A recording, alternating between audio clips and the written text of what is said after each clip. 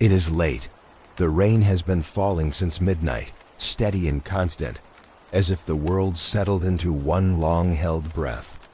My apartment walls shake faintly with that hum storms always leave behind, the kind you only notice when everything else goes quiet. I moved the little folding table close to the window and set up the new microphone. I wanted to hear how it handled dense water noise, wanted its detail. Something clean. Something I could work with. The clock read 2:13 exactly when I pressed record. The red light blinked, chasing shadows across wet glass. I leaned close, listening through one earphone. At first it was normal. The long wash of rainfall, thick and soft, the kind you can fall asleep to if you let it. Then a wire slipped inside it. A hiss. Thin, sharp, like static but coiled. I adjusted the dial back and forth. It stayed, not weather, not hiss, a pattern rising just under the constant splash. I froze there, motionless, because once I noticed it, I couldn't unhear it. The sound repeated. Small intervals, clean gaps, like something coded wrapping itself in water. The hair on my arm lifted clean off my skin. The microphone was good. Too good. I reached for the logbook I keep, thumb trembling, and I wrote the minute down. 2:13. Underline, rain load heavy. Strange pattern hiss. Possible interference. But interference doesn't repeat with that discipline. Then a shape. I swear a shape moved in the recording. Static has no shape. It spreads chaotic and violent. This flowed upright. Inside the wave span there was a rise and dip, like drawing hills, but the angles looked deliberate. Not peaks but edges. Angles as though someone had cut the waveform with knife strokes. The storm stuttered. A hard drop against glass broke it into scattered noise. And from underneath I heard it, a voice, not full, bare, one syllable torn mid-flight. Gone as soon as I recognized what it was. My stomach locked into a knot. I sat back hard, eyes on the meter jumping in slow rhythm. I pulled my face away from the mic as if it was breathing back. Thought maybe someone outside, on the street low below, maybe yelling across the alley. But the air outside carried only sheets of rain and the slow groan of water slipping into drains. No human sound out there. Nothing above a hush. I hit stop on the deck. My finger stuck to the plastic button with sweat. The tape rolled back, numbers counting in bright green. I knew I shouldn't replay here, not when I was rattled. But I wanted to know if I had gone mad. Instead of rewinding all the way, I pressed save. Wrap the reel and secure a copy. My hand was shaking so much I fumbled the pen across its spine, scrawling the date wrong, smearing ink. My chest hurt as if the room had leaned closer to me in that moment. Pressure deep in my throat. Signals become doors. The phrase struck me right then, like an echo from far back. I can't tell if I had read it before or thought it fresh. A door opening inside a tape. Ridiculous idea. But when something impossible happens before your eyes, your head runs for any frame to wedge it inside. I whispered the date aloud into the microphone.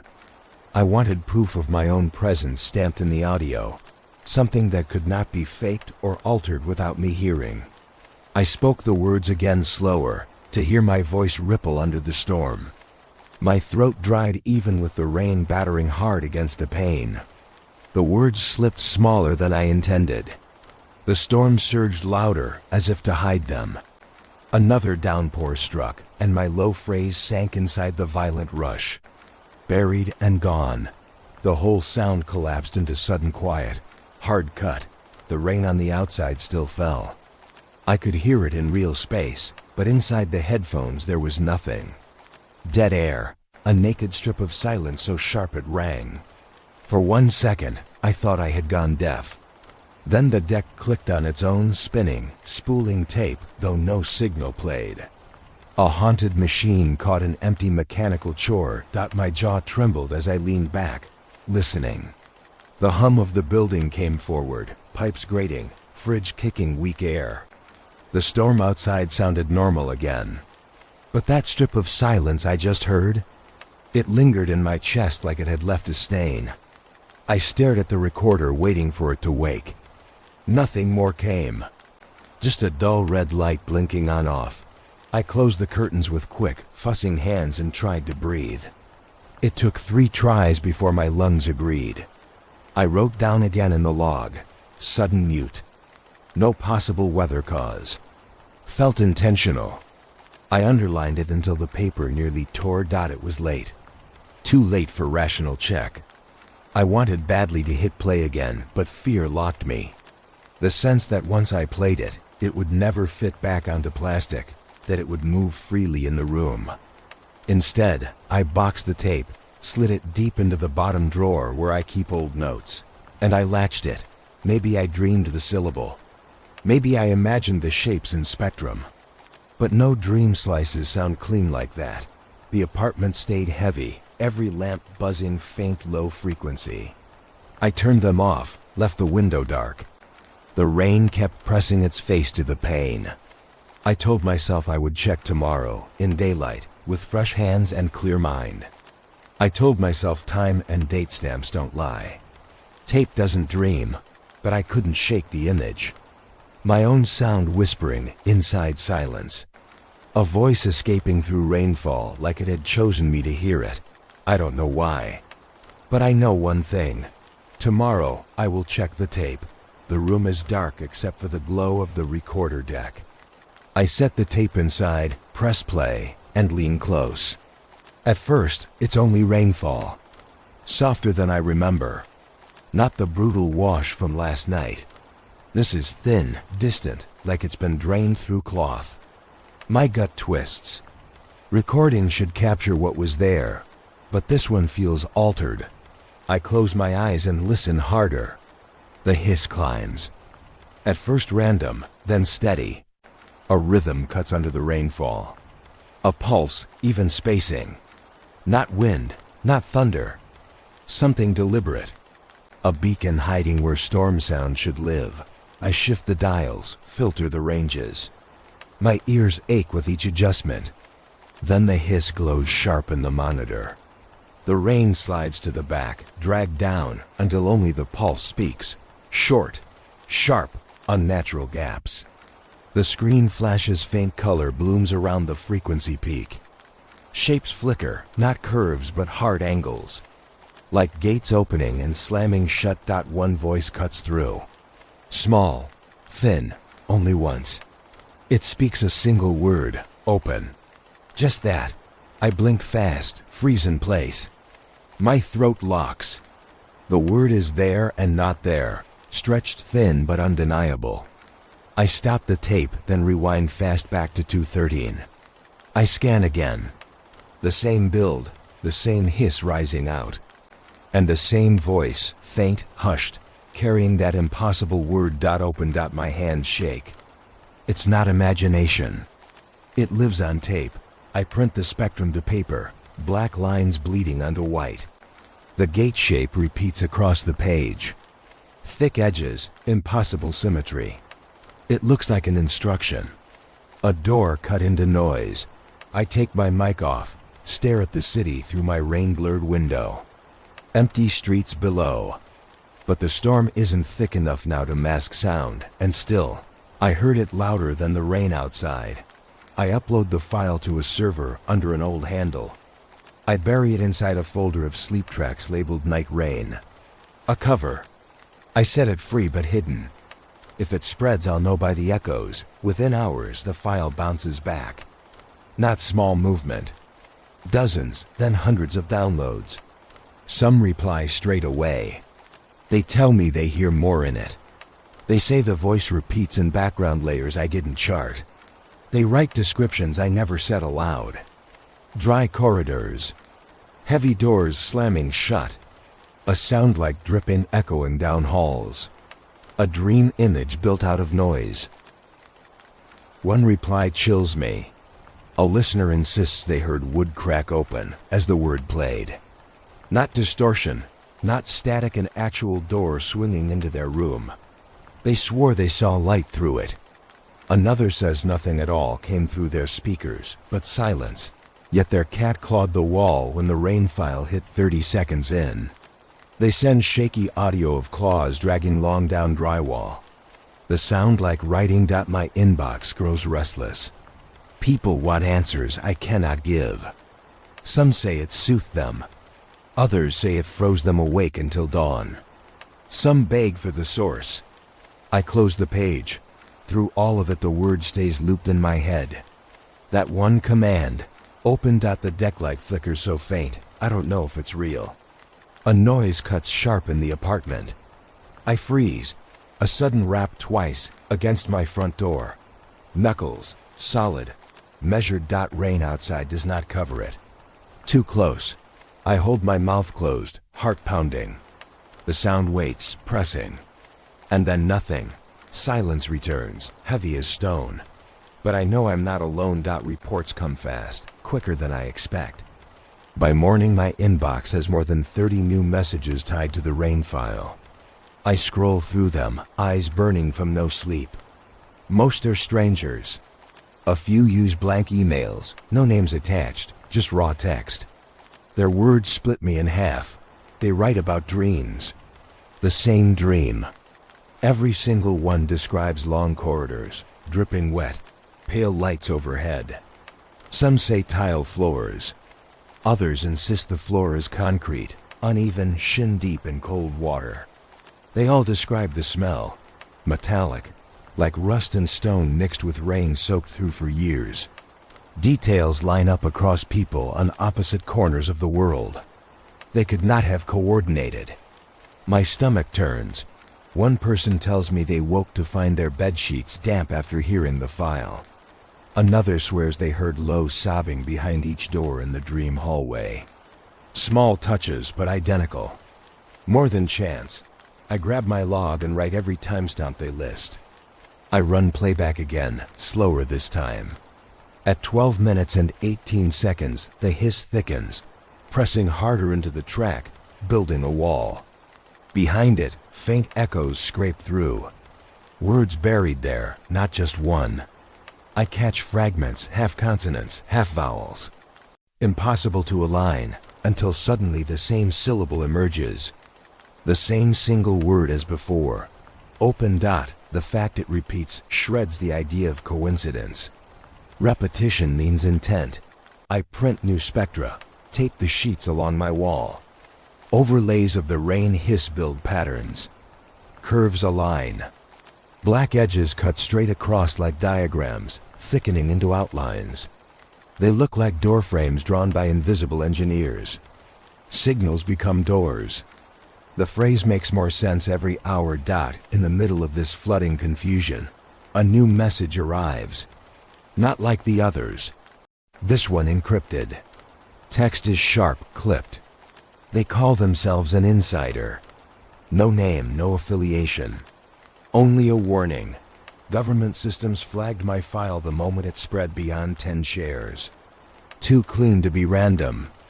They say the spectrum frequencies bloom in ranges reserved for emergency bands. The file shouldn't live there, yet it does. Their note ends sharp. Stop now or someone will shut you down. I read it 3 times. My body buzzes hot, then cold. They know. Whoever handles transmissions, they are watching.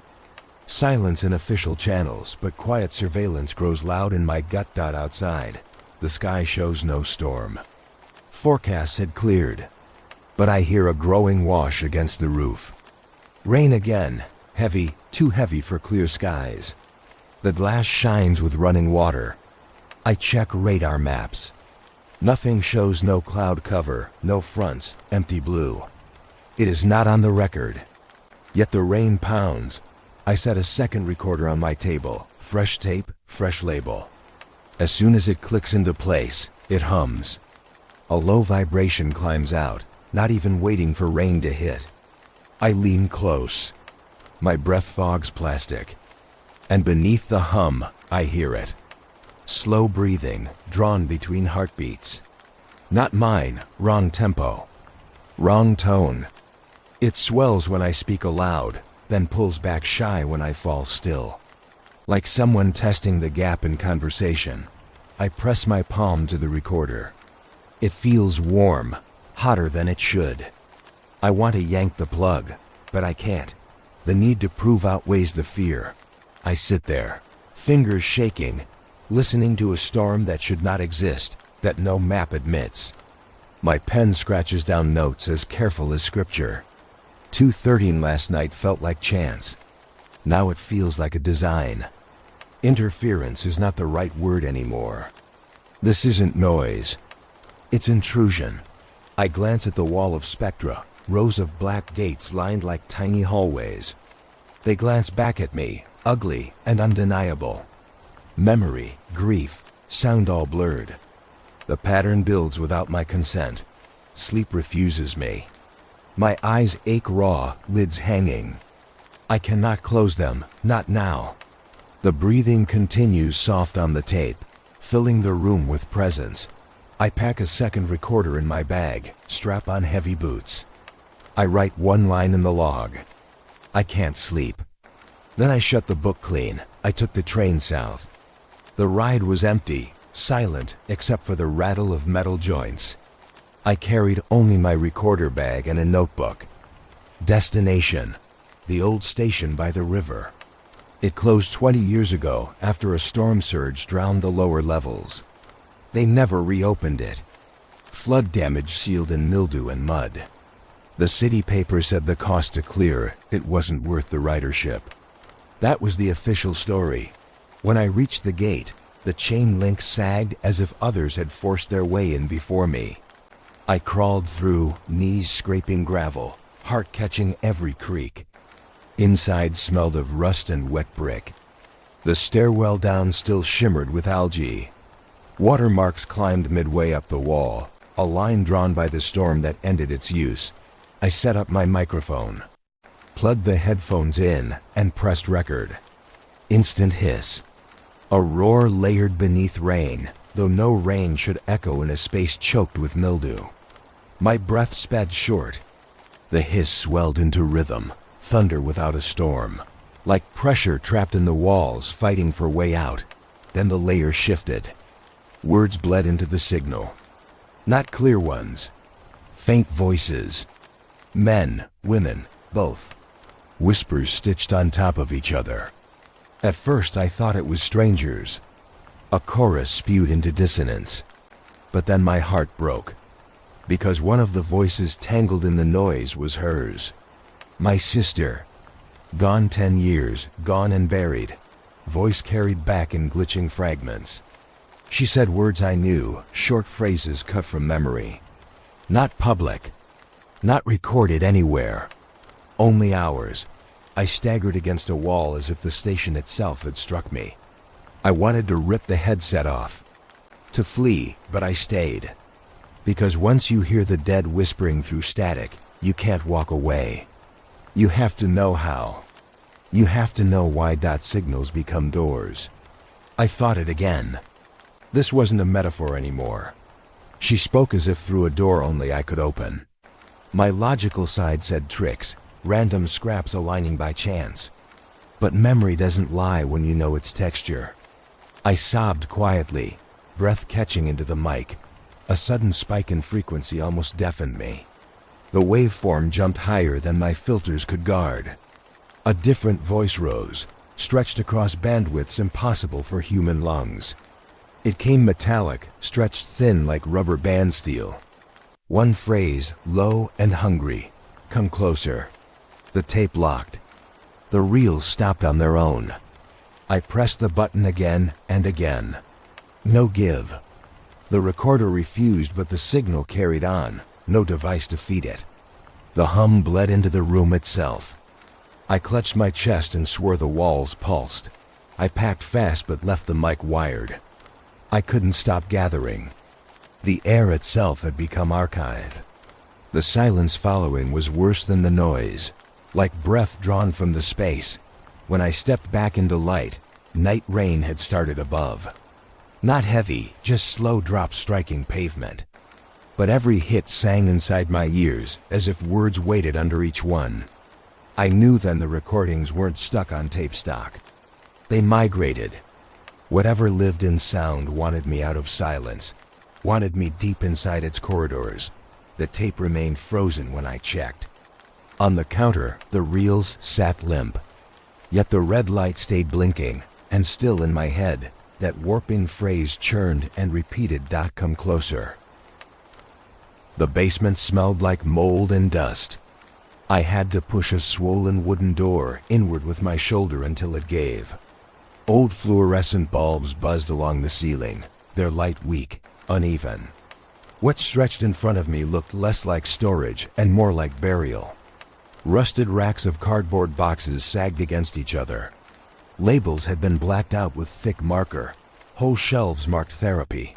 I slid one open. Inside, stacks of cassette shells.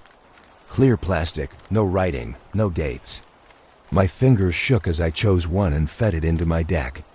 The wheels spun rough but steady. At first only a suffocating hiss filled my ears. Heavy and crowded, like breathing underwater. But then the noise shifted, pressed flat, and numbers appeared. Not spoken, not sung. Numbers embedded in the wave pattern itself. The meter lights pulsing in count. 8, 4, 1, 9. I wrote them quick, scratched on my pad. More followed. 2, 6, 0. Then silence. I checked the sequence with my laptop, scrambled through news archives. My blood ran cold. Each matched a date of disaster. A bridge collapse last spring. An unexplained commuter crash in the North Line. A hurricane's skeletal death toll. They were forecasts burned into old hiss. Prediction before event. I felt my breath leave heavy, chest sinking. The next tape word alive. Same hiss, same drowning weight. But this one ended with the date of yesterday. Not tied to anything. Nothing reported. The page I searched showed no headline. But the word crashed through me, yet I tossed the tape down. Static filled the air, even unspooled. A whole room sighing, secret after secret. Information hidden as intrusion. Tapes stacked like coffins. Who stored them here, in this basement? Under lock and fluorescent hum. The silence of institutions feels louder than thunder when every answer is taped. Quietly, waiting, I set another reel running. The hiss thickened until it became choking. Behind it, numbers twisted into names. Street names, exact addresses. When I heard the name of my own block, I ripped the headphones away. Slammed the stop. The tape hiss didn't die. It kept spilling thin through open air. I backed into shadows as footsteps clattered above me. Not shuffles. Boots, deliberate, quick. The lock on the upper door ground metal. My chest locked as I ducked behind rows of reels, heart hammering thin, ragged beats. Voices carried down. Not soft. Commands tight. Overlapping radios clipped to uniforms. Heavy doors slammed shut above. I crouched lower, knees pressed sharp against concrete. My ears throbbed, pulse echoing louder than boots, but I heard it all the same. The hiss stretched now, poured from cracks in the floorboards. For a second it wasn't hiss at all, but the sound of rain dripping through. I stared upward into the ceiling where pipes groaned. Through those gaps I heard heavy steps, crackle of static radios, and over all of it water falling in sheets. Clear sky outside, but down here it roared.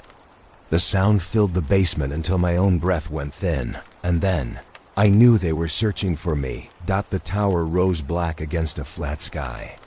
No clouds, just pale stars blotted white above it. The relay hummed as if alive, steel bones thrumming through my shoes. My ally met me at the locked gate, hood pulled low. No names exchanged. They carried a battered hard case, filled with things not meant for me. Frequency scramblers, copper spools, cables thick as hoses. We moved fast. No cameras, no guards. Just cold silence. At the highest platform, wind pushed like a hand. The city below was swallowed in shadow. We bolted our equipment into the console hatch and patched the deck into the relay. When the switches flipped, a dry click and then hum split down my spine. The rain began the second we pressed play. A sheet of it where clouds had not been a moment before. My ally cursed. Fingers tightened on metal controls, shaking with rain drive. We had one task: flood the system with reverse pattern. See if the emitted signal could collapse the humming core. Meters flickered weak, then stronger, then red rage. The pulse on screen built high towers of neon bloom, spectrum screaming in jagged shapes I had never charted. These weren't curves of a storm. They were faces, tilted profiles drawn by interference. Data bending into human outline. The sky cracked electric. Lightning spread with no thunder, horizontal cuts across black. Our deck screamed feedback high and tortured. My bones shook. Pressure filled every hollow inside me. The hiss doubled, then tripled. The sound wasn't leaving, it was coming in. The attempt was failing. We weren't broadcasting at all. We were a receiver. My hands slammed switches to cut, but the board didn't answer. Meters snapped the needles hard against plastic, slamming, refusing to fall back. And through the noise, the word cut again. Open. But not one voice this time. A chamber of voices, hundreds, male, female, deep, high, layered until the syllable became ocean. Open. Open. My stomach inverted. My phone jolted alive in my pocket, screen bright, call incoming from my mother's number. She is dead. My throat locks. I do not answer. The phone glows, and I hear my own voice speaking through the speaker. The words I said into tape 2 nights ago. My date stamp, my confession. They spill from the speaker with clarity. My ally screams. Their line bolts with fire, white heat chewing through equipment. Smoke rolls. Sparks spit. I yank the battery free with bare hands. It sizzles and brands my palm. The relay shakes under wind that isn't real. The sky twists. And then silence. Smoke lingers. Equipment dead. The relay towers stand stark. A hollow ringing in my ears, but the rain. The rain doesn't stop. I hadn't slept in days, but when it finally happened, it struck heavy, like being shoved under. I woke inside the first dream. I knew instantly it wasn't mine. The corridor stretched ahead, water dripping constant from pipes that weren't there. Long walls stained with shadows no light created. Every few feet, doors marked the hallway. Their wood swollen, metal latches rusted. I touched one. The handle stung my fingers with cold. Locked, I moved to another. Same result. Door after door sealed tight. Behind them, sound lived. Not sharp, not clear, but loud enough to feel pressing into me. Muffled sobbing from one. Low laughter behind another. Then farther down only silence, a silence that vibrated, filling my body with pressure. Each step I took, that silence grew heavier until it hummed in my jaw. It wasn't silence anymore, it was an invasion. The floor rippled beneath my shoes. Rainwater spread thin across concrete, cold and reflective. My face stared back faint in the surface, shaking. I looked down and noticed what I carried. My tape player. It hung bright on a strap around my neck, its red light steady. It was playing. Through the rain hiss, it gave back my voice from the real world. Not narrative, not sentences. Private little moments I had recorded months ago and forgotten. My notes to self. My grief muttered late at night into reels. The machine played them here, in this place, as though memory itself had been stolen and fed back as architecture. I couldn't stop listening. It was me, but not anymore. Recording devours the living voice. It takes memory, presses it flat, and returns intrusion. In corridors like this, playback felt like prophecy. Between the doors, a new voice arrived. Not the echoes behind wood, not my tape reflections. Something near me. It came from no direction, only proximity. Clearer than all. It did not repeat open. Not here. It said one word. Choose. I froze. The corridor drew long as sight, every door waiting. Choose. Choose. My chest contracted, hands shaking, because I knew the word wasn't a suggestion. It was command. I staggered forward, breath hot in my mask of fear. I pushed against a half-broken door, shoulder cracking the swollen frame. It shook but did not open. My tape player pulsed harder, light heating through the metal. Whispers rose behind me like chase. Rain dripped louder, faster, a swarm of tiny knocks. I turned slow, heart pounding. There was no one there. Just the long corridor stretching endless. But water was higher now, climbing past my ankles, rising. Cold swallowed bone. Doors started rattling one by one, handles jigging sharp like fists trying to get in. Choose, the voice said again, slower and heavier, vibrating my ribs. My foot slid back, water pulling me deeper. I screamed, but no sound came. My breath puffed steam. The tape player flared. That's when I wrenched awake. My sheets were soaked through. Not sweat, not spilled water. Drops clung to my arms, my chest, my mouth. Real rain dripping down onto my bed from nowhere above. I blinked fast, heart hammering, shifting out from the wet mess. I thought I had dreamed too deep. But when I looked across the room, I saw it, the recorder light still glowing. The call came at dusk. My insider's voice rough in the speaker, fast like someone running low on time. They told me the dam was broken. The signal couldn't be put back. It had slipped into feeds, into networks, into everything we call background noise. Rain tracks online, simple ambient loops, every one of them now carried the pattern. Entire cities streaming it by choice. Sleep channels blasting the hiss into bedrooms through the night. The reach was beyond stopping. I stood at the edge of my window, headphones slung loose around my neck, phone hot in my hand. I asked if anything could be done. Their silence stretched. Then they whispered no. They said hospitals were filling faster than the news could cover. Patients locked in rain sleep, eyes wide open, bodies alive but minds wandering corridors. Some whispering words through lips cracked dry. Doctors sealing rooms, calling it mass psychosis. No one using the word transmission. I drove toward the flooded station again. Highway shoulders blurred in drizzle that shimmered without clouds. Water traced veins down glass. In the car speaker, the hum arrived uninvited. I cut the feed. Dead silence. The hum stayed, rising through the frame itself.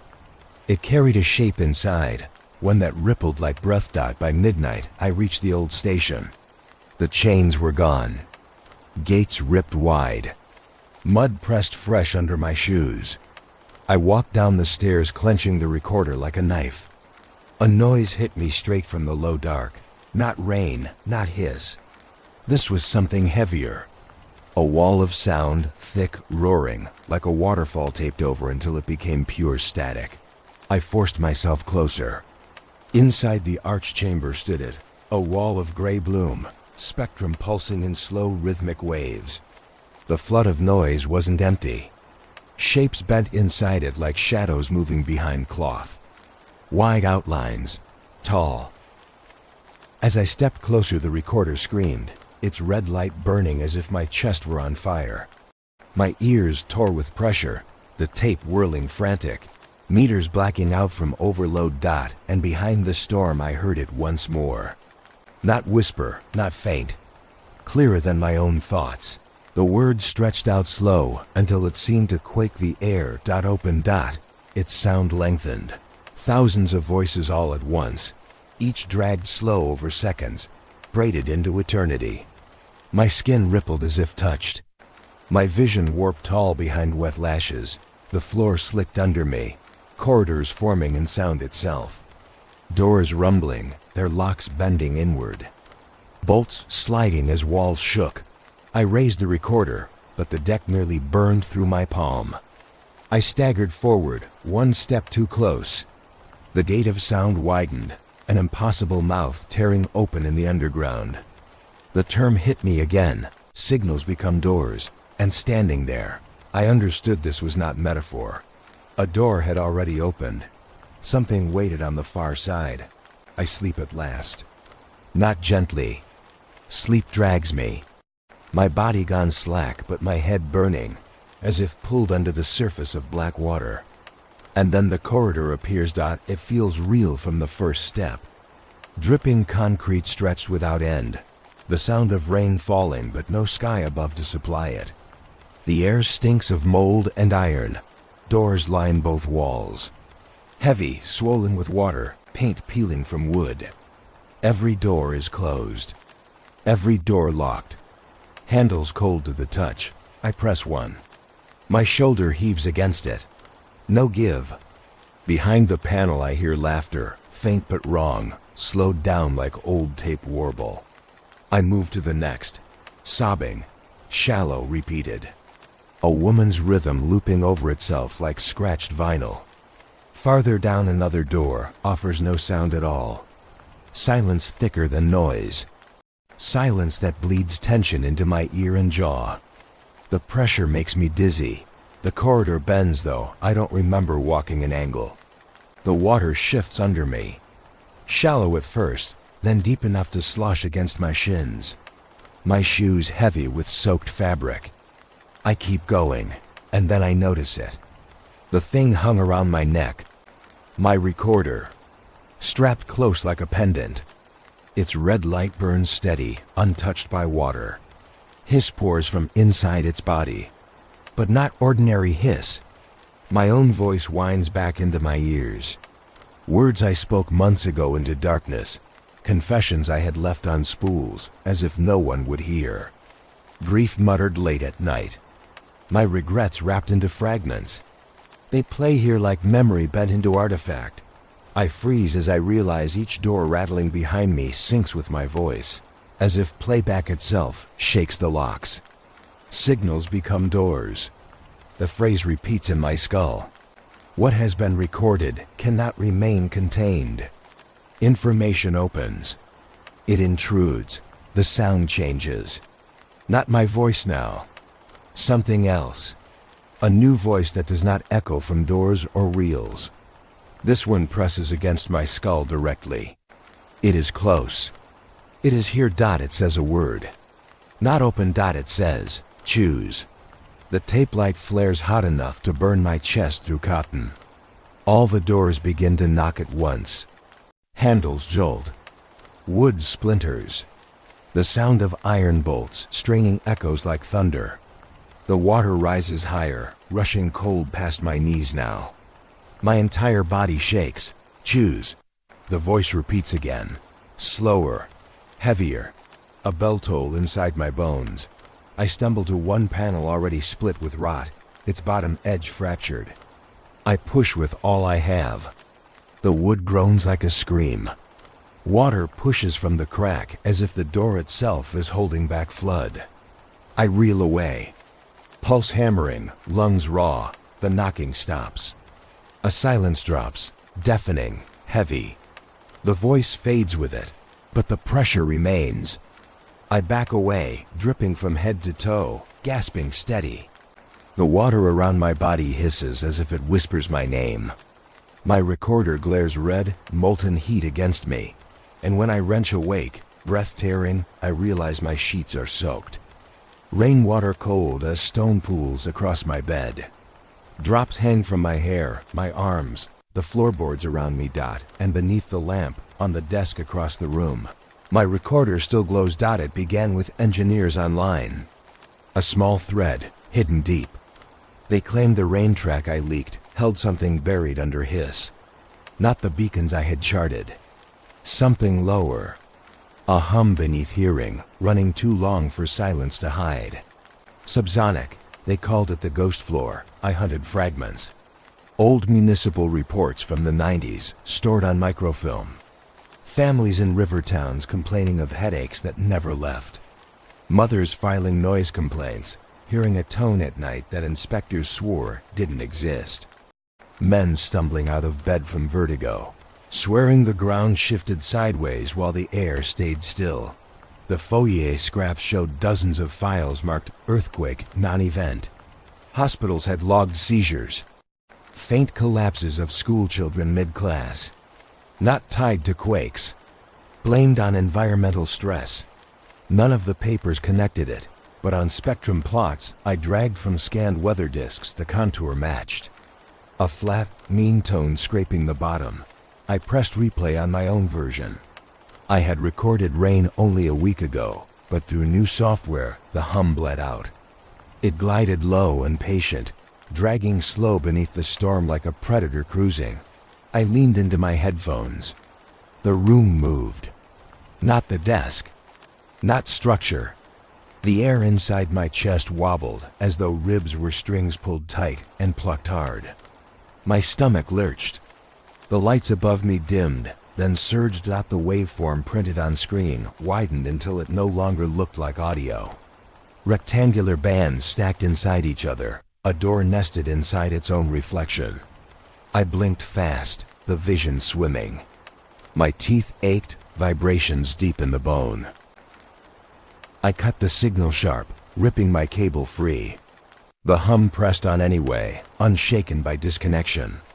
My glass of water freaked with ripples, circles spreading. Under my feet, the floor rippled too, though no earthquake recorded anywhere near the city. I stared at my timestamps. Each spike rode parallel to archived hospital logs, across years, across states. The hum was not random, not atmosphere. Someone or something had been transmitting layered with storms for decades. I remembered waking from the corridor dream. The silence that was not silence. That pressure.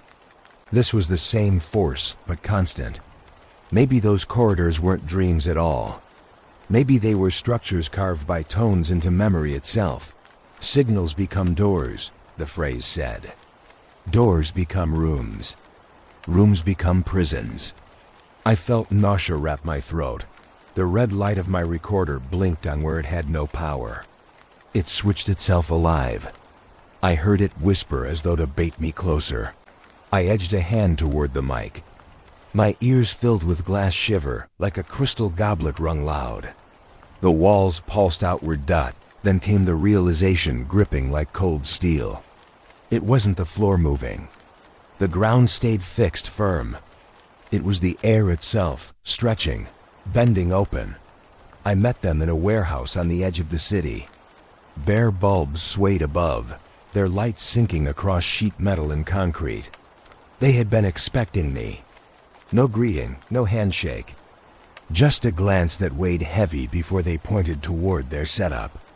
Machines hummed low in cages of wire, the kind you find in labs that lost funding long ago. They said they had been running rain signal experiments for months. Said they wanted to prove what the agency denied, that voices weren't buried in recordings accidentally. They were built, constructed from the residue of memory. I leaned close to one device. A speaker crackled faint. Then my mother's voice slipped out. Clear. Strong. Not whispered. Not cut. Not a misfired tape. A sentence lifted straight from the past, from words she had spoken only to me. And she has been dead for years. My throat shut down. I stepped back hard against the wall. They told me it wasn't a copy. The signal didn't work like that. It doesn't duplicate. It rebuilds from scraps, piecing the fragments it finds in static, patching them into something whole. They said signals don't just carry. They hunt, they sift, they reconstruct. I whispered no. My voice cracked. I wanted to believe it was just archived footage, somewhere stolen. But the words she spoke were private, only ever heard inside our house, spoken once during grief. No recording existed for the signal to pull from. Yet here it was, alive, real. The machine spat static again, and the voice shifted. The speaker groaned a low interference hum, climbing sharp until distortion smeared into shape. My name burst out. carved in the tone of someone else, someone half mimicking, thin and awful. Spoken slow, then twice more. My heart locked. No one in the room but me and the researcher. Yet the device called me. The researcher panicked, eyes wide. They slammed their palm against the rig, smashing switches. The voice refused to die. My name looped again and again, cutting across the hiss. Louder, more urgent. Their other hand grabbed a crowbar. With a single strike, they cracked the housing. Sparks danced, the coil popped. The voice didn't end. It continued 5 long minutes after the machine fell silent. Nothing powered. Wires smoking on the floor. And still that warped thing calling me again and again. My stomach twisted until I had to double over. When it stopped, silence wrapped the space, but did not soothe. The air felt hung open, like a cut held wide. I wiped my face with trembling hands, unable to clear the sound from inside my skull. It wasn't in the wires. It wasn't in the speaker. The researcher whispered what neither of us wanted to say. The signal doesn't need equipment anymore. The new tracks arrive one by one, disguised as ordinary uploads. Files marked rain sounds, sleep loops, 10-hour storms. But buried under their hiss, something new hides. I sit at my desk with headphones pressing tight and turn the dial slow. Beneath the crackle, faint and metallic, a single chime. 5 tones. Clear, spaced apart like bells rung down an empty street. I replay 3 times. They never change. 5 precise rings before the rainfall resumes. When I cross-check with message boards, my stomach knots. Posts pile up from people describing vanishings. Not illusions, not accidents.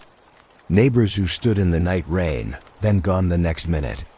Families sitting down at dinner, only to realize one chair was suddenly empty. Online streams cut mid-sentence. A host laughing, then blur and silence, the seat behind flickering into absence. The watchers thought it was edited performance. I knew better. The tones were markers. Warnings stitched inside the static. Each set of 5 preceded disappearance. I scoured old tapes I had collected from the archive basement. Hiss heavy and warped. I filtered them for ghost resonance. The chimes revealed themselves one after another. Every major incident already, matched by the pattern. Floods, crashes, collapses, and some that were never reported in public. My insiders note confirmed it. A buried phrase whispered through their voice recorder: weather mortality. Death blamed on storms. Statistics sealed under bland names. Entire vanishings buried inside technical jargon. I closed my notebook, shaking. I had thought the signal only mimicked, that it borrowed voices and built doors from echoes. But this was different. This was permission. The chimes opened pathways. Whoever heard them stood closer to the edge. The sound erased them. I watched the clock slide toward dawn and put on fresh tape. Held the mic at the window. The world was too still, no storm in forecast.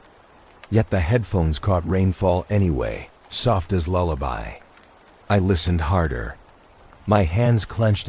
One solitary chime folded into the hiss.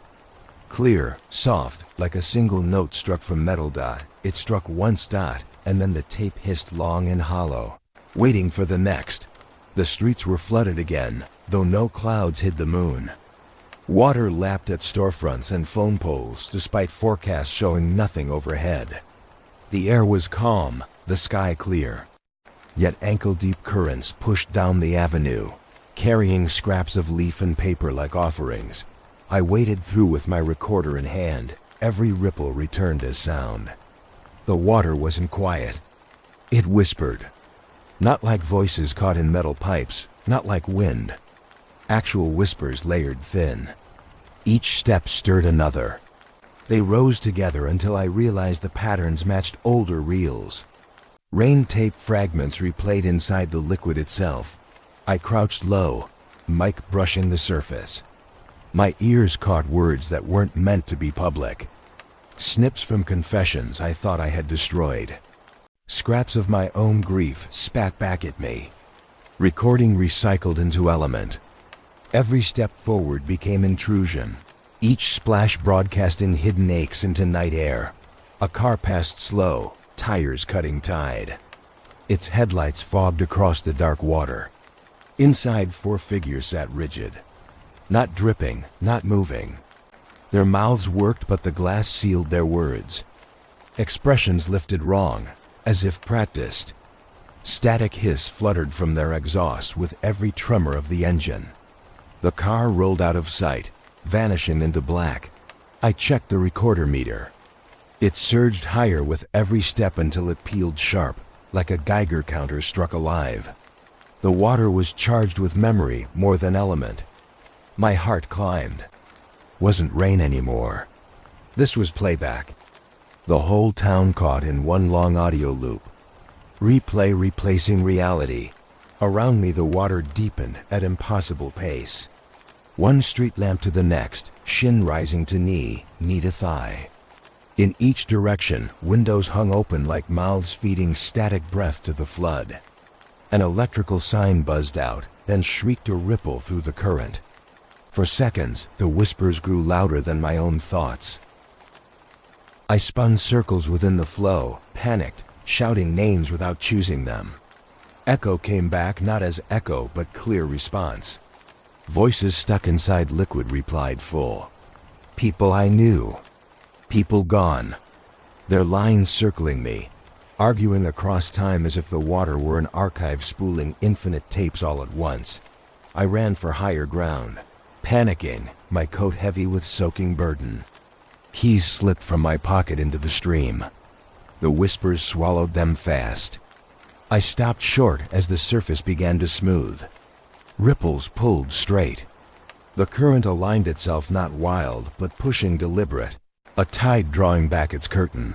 I realized then it wasn't heading toward the river. It was heading toward the old station. The flood sang louder in chorus. My legs caught against a new wave. Behind me, I turned only once. Faces of neighbors, blank and silent, sinking into water without struggle. Their outlines dissolved into static foam. Their whispers carried on even after lungs should have drowned. I stumbled forward, fighting current with every breath. Each step dragged by living memories surging past my skin, and then the flood roared, lined the reels along my desk until the surface bent under weight. Old cassettes, cracked plastics, all hissed stacked against each other. I wanted pattern, proof beyond hallucination.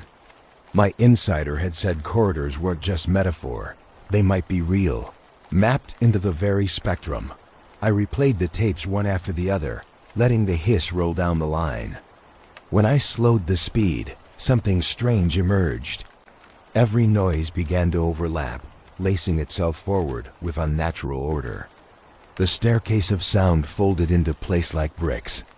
Breathless, I printed each segment as spectrogram. I pinned them on my wall. When arranged alphabetically by case number, the flickers formed chambers. Rectangles stitched against rectangles, perfect as architecture. They weren't accidents of weather compressors. They were designs, audio carved into blueprint. The room spun, but I couldn't stop. I taped the prints in long rows. Soon my walls were covered in patterns like floor plans. Door frames connected from one sheet to another until my own room became a crude model of hallways. Lines wrapping around me. I thought of the dream. The corridor dripping. The locked doors. I'd walked this place before. Not as metaphor, as blueprint. The hiss on my recorder shifted higher. Scales trembled, a shimmer rolling across static. Then something deeper surfaced. Not my voice. Not strangers. A crowd murmured low and steady, echo chamber depths folding back on themselves.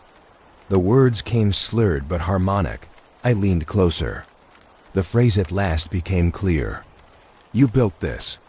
My lungs seized. I whispered no. The reels roared louder, tape reels straining. The chorus sang back one layer higher. You built this. It hit me that we all had. Hours of background rain pulled for calm, nights spent with white noise on loop. Every download, every tape, every user feeding the shape. We were building corridors with our own demand for silence. Connections slashed through me like lightning. Institutional silence wasn't protection. It was participation. Each agency file scrub it of warning. Each FOIA page blank as walls. They weren't hiding something foreign. They were helping build something domestic. Still, denial faltered when final words of my insider replayed. Echo chambers are not illusion. They are vaults to contain memory. Sound doesn't just reflect space, it breeds it. From my walls, the prints began to hum. Paper trembling where it hung. The lines vibrated until air rattled. I staggered back. My ear throbbed a steady pulse. The hallway I saw in dreams stretched there now from the far wall. Lightless, wet-smelling, dripping through wallpaper seams onto my floor. My throat closed. Shadows deepened. Doors lined themselves inside the bloom. Then the signal cut my recorder mid-spool. But the hum grew louder without it. And as the paper trembled and spilled from pins, I realized the audio had made structure real. And the chamber was opening. I wanted to starve it. I thought maybe if I cut sound out completely, it would die. I sealed the room. Foam panels pressed tight to walls. Plugs in my ears. Decks muted, cables yanked. For the first time in weeks I sat in true silence. But even that wasn't escape. The silence grew its own voice. At first it was faint, a whisper running through my veins like blood. Then stronger. A subtle hiss emerging from nowhere. My chest thumped as I realized the signal didn't need microphones anymore. It curled inside the absence itself. Dead air wasn't dead. It was pregnant. The longer I held the silence, the thicker it grew. Until it wasn't hiss anymore, but a woman sobbing. Faint at first, like memory pressed through cloth, then nearer. Breath short, raw. The sound swelled until it pressed me against my chair. I ripped the earplugs out. The sobbing filled the room, clearer without any source. My head spun. The microphone on my desk wasn't plugged into anything, but its red light burned suddenly bright. I staggered close, hand trembling above it. My skin swore I could feel breath pushing out from the grill. Like the mic itself was human lungs. The sobbing grew until it drowned my pulse. The red light pulsed in sync, a heart dragging from someone who wasn't here. I screamed to break it, clawing cords, tearing devices from sockets. Sparks jumped, but the sobbing didn't die. It lifted louder, turning into a shriek through the sealed silence. My window rattled wild. Blankets over glass fluttering, though air inside stood still. I tore one aside. An image ripped flesh from reason. Outside, across the street, every neighbor stood unmoving. Rows of them, heads tilted upward, mouths open, drinking drops that weren't there. Rain that wasn't falling. They raised empty palms, tongues stretched wide for water that didn't exist. I crushed the blinds shut, stomach hollow. I fell against the wall under the pulsing sob, body trembling. The sensation hit me sharp. Silence itself was now a channel. Even emptiness bent open for intrusion. All my tapes, all my walls, all my archives no longer contained it.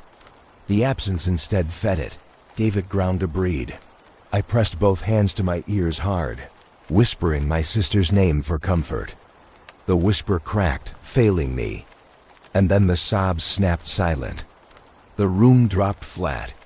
For a second, I thought I had crushed it down. But slowly, in the dead air of my sealed cell, the hum began again. It wasn't sobbing anymore. It was words, repeated, slow. Low enough to crack bone. Open. I couldn't stand the mirrors anymore.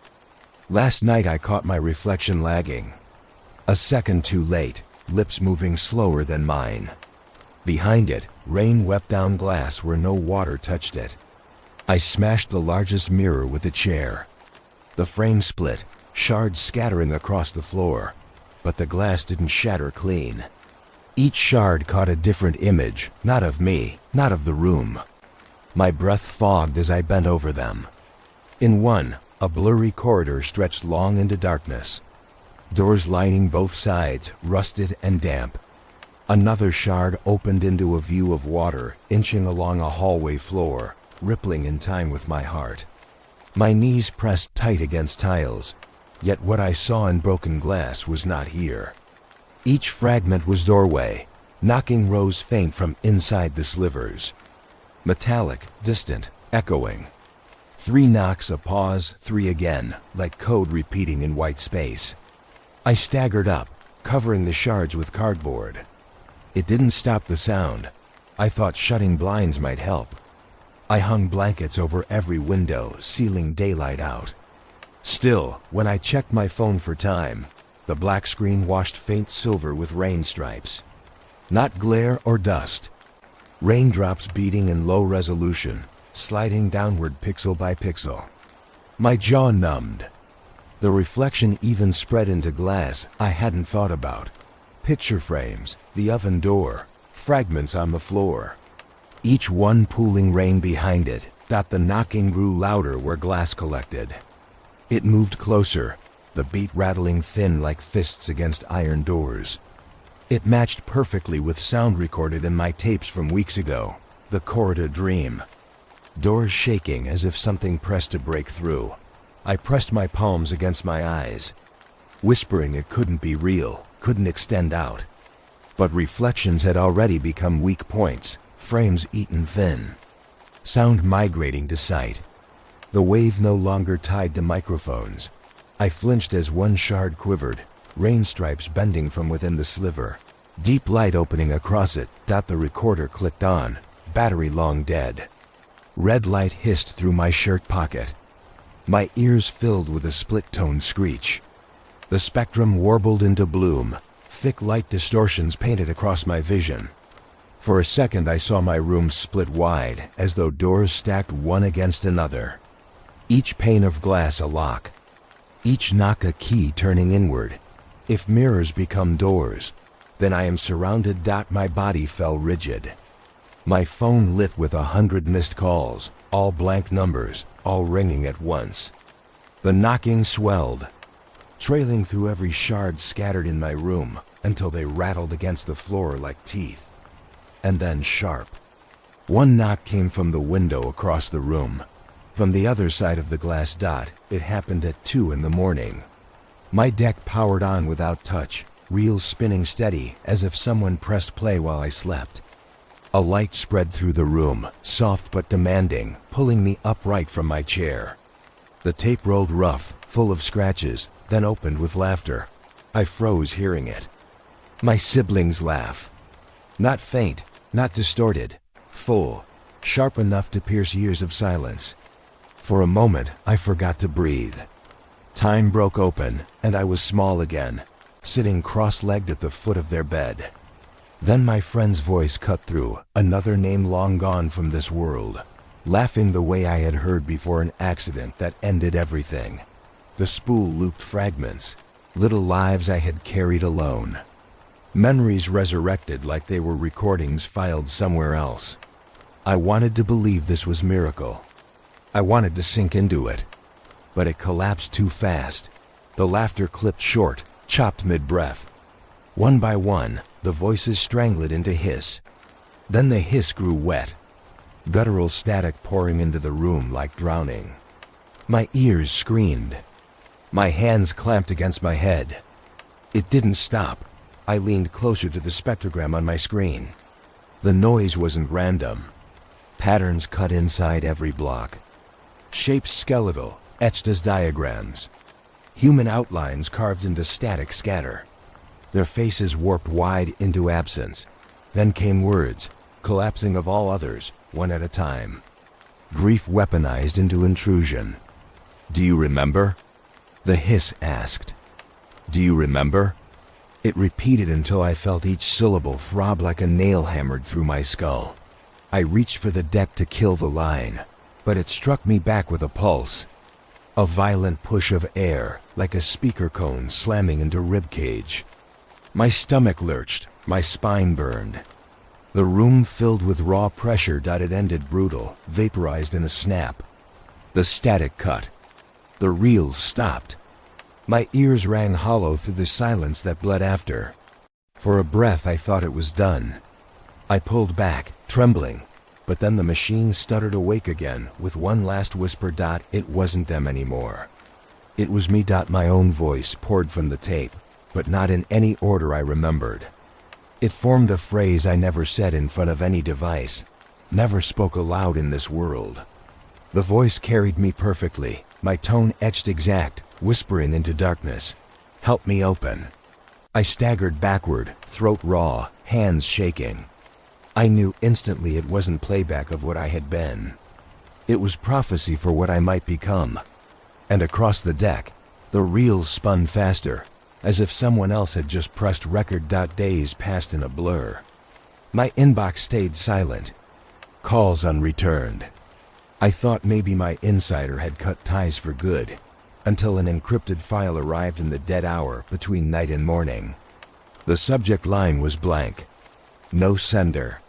Just a file named only with the date. I opened it expecting text, but it was audio. White noise at first, raw hiss like a bad broadcast. But as I pushed deeper into spectrum, layers appeared. Thin notches. Low valleys where voice tried to hide. I adjusted filters one by one, dragging static back like cloth torn away. That's when I heard them, their voice stammering between bursts of distortion. Broken syllables. Familiar tone bent wrong, like a tape crumpled and stretched. I leaned forward, pulse slamming with both relief and dread. They said my name inside the hiss. Then a flat sentence. I couldn't close it. The words dissolved into static. The file looped itself back, slamming to start. Each time I listened, it stopped at the same breaking point. Always just before the end, never allowing a clean release. They were stuck inside it, echoing like a prisoner pacing a cell. My stomach hollowed. They had gone too close. The signal had them now. Another voice added faint under the loop, one not theirs, one made of residual hiss condensed sharp. It whispered once, a word that felt colder than any command before. Not open, not choose, it said, join. The deck popped hot beneath my palm. I yanked fingers away, and still the tape counter advanced even though no reel spun. My blood iced. I tried to shut it, but the hiss held constant, as if the recording wasn't contained anymore. My speakers became lungs. My walls bled with pressure. The entire room vibrated like a breath drawn in. The file replayed, my insider's last line collapsing harder, syllables eroding until only murmur remained.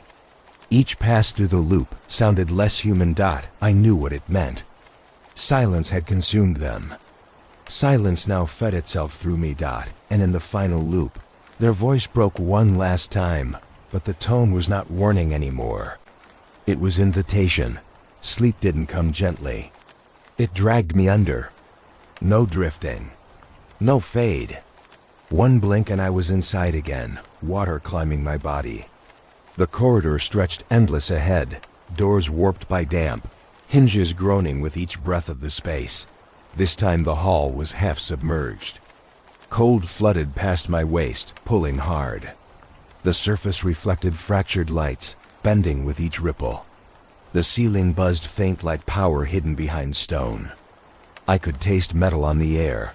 The doors sagged into liquid, paint blistered and peeling off in strips that floated past. I pressed my hand against one. Wood bowed under pressure but stayed locked. From behind it came faint voices, conversations from other years. My friend's warning laugh. My sibling muttering something too private to repeat. Not memory, playback. The corridor was a spool, and I was caught in its reel. I forced myself forward. The water dragged harder each step until the weight nearly toppled me. My recorder bobbed against my chest, its red light steady, cutting through dark like a pulse. The glow sharpened the waves. The screen flickered warped words I'd never seen. Choice. Behind me, bells began to ring. Not loud, soft at first, but clear enough to carry through water and bone. 5 tones, patient as death. I turned, but there was no source. The sound simply existed, folded across walls. Ahead, the corridor widened. A single door hung cracked at its center, already broken down, frame splintered. Water rushed through that gap with hunger, as if poured into another chamber. My body shook, teeth chattering. This wasn't dream, this was instruction. I pressed deeper, hand trembling against the fractured edge.